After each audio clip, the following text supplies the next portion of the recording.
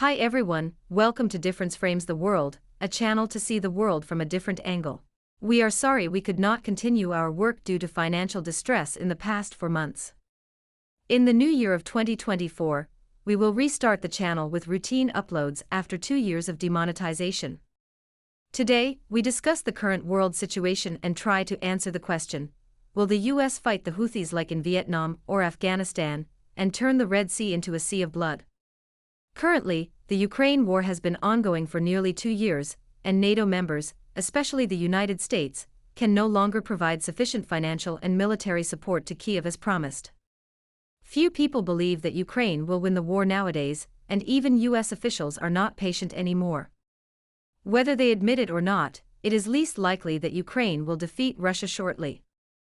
The White House has confirmed that the military aid to Ukraine has already stopped, and there will be no weapons and ammunition shipped to Kyiv until the Pentagon gets enough money from Capitol Hill. The US government needs more money to keep its doors open.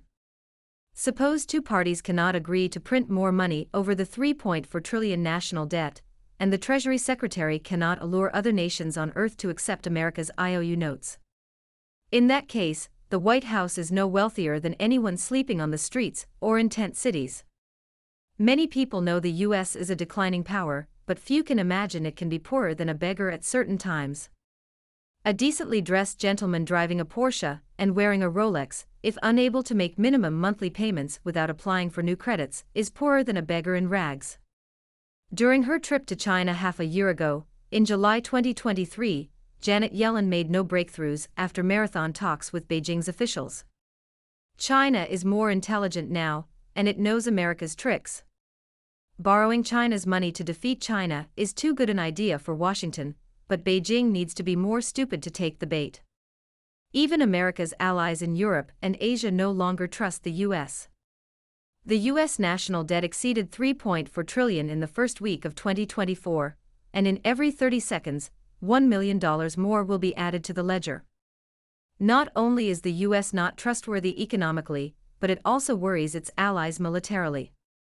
Some NATO members may not feel safe anymore.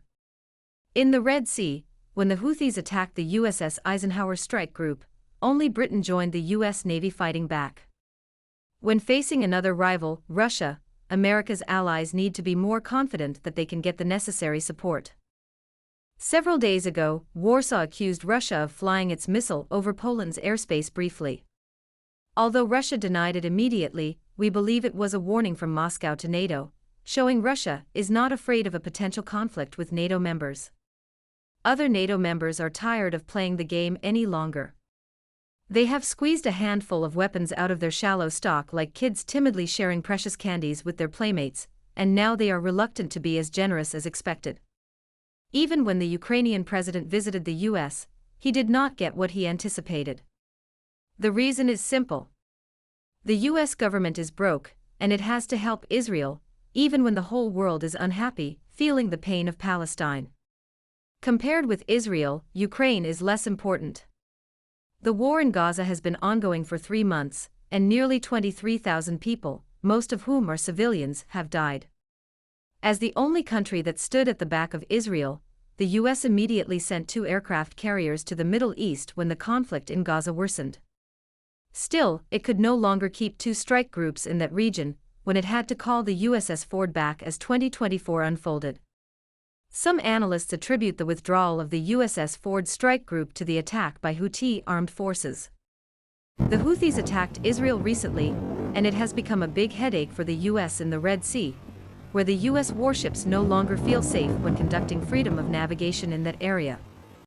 The world still remembers the shady retreat of US troops from Afghanistan, after 2 decades of fruitless war against the Taliban, so few people believe the US will involve itself directly in a hopeless war against the Houthis in the Middle East, even after the latter attacked the USS Eisenhower strike group with drones and missiles in the Red Sea.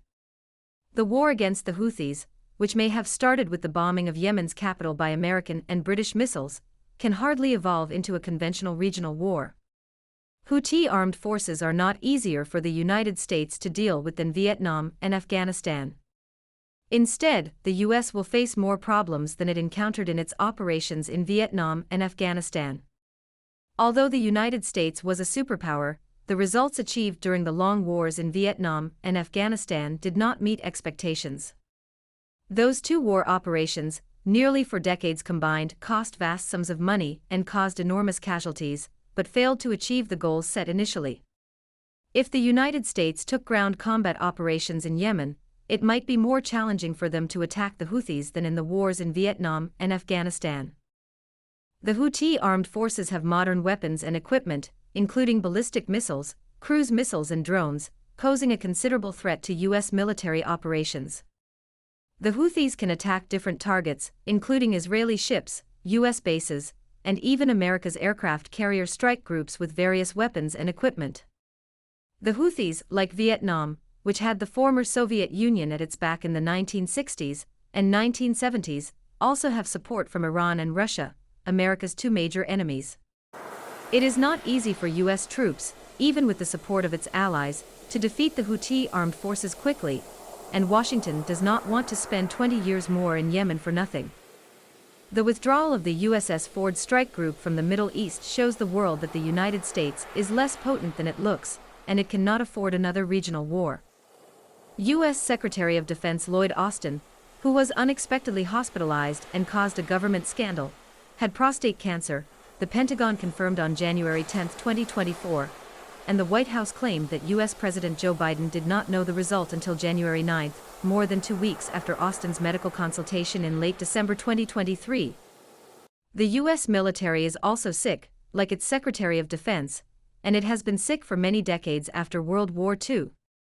Although the U.S. has fought hundreds of wars against various countries worldwide, most of the enemies it has defeated are small ones, like Grenada, a tiny island nation in the Caribbean Sea with a population of slightly over 100,000, about 1% of America's New York City.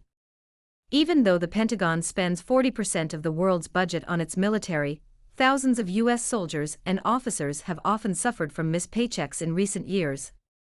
More interestingly, U.S. soldiers, often referred to as service people, under certain circumstances, can surrender without fighting till the last drop of blood, and capture is not necessarily dishonorable. No wonder the U.S. could not defeat the Chinese, Vietnamese, and Afghan soldiers in Korea, Vietnam, and Afghanistan, even if the Pentagon equipped its service people with the world's most advanced weapons. Today's America is not as potent as it was 30 years ago. However, the Houthis are seemingly comparable with the Taliban in Afghanistan, so the U.S., followed by the UK only at present, will not attack Yemen with its troops on the Yemeni land. Washington may hesitate to turn Yemen into another Afghanistan. The US and UK strikes on military targets are from American and British fighter jets, aiming to bring the Houthis back to the negotiation table so they will not attack commercial ships in the Red Sea again. The White House said Joe Biden did not intend to start a war in Yemen, even after the president approved airstrikes against the Houthis.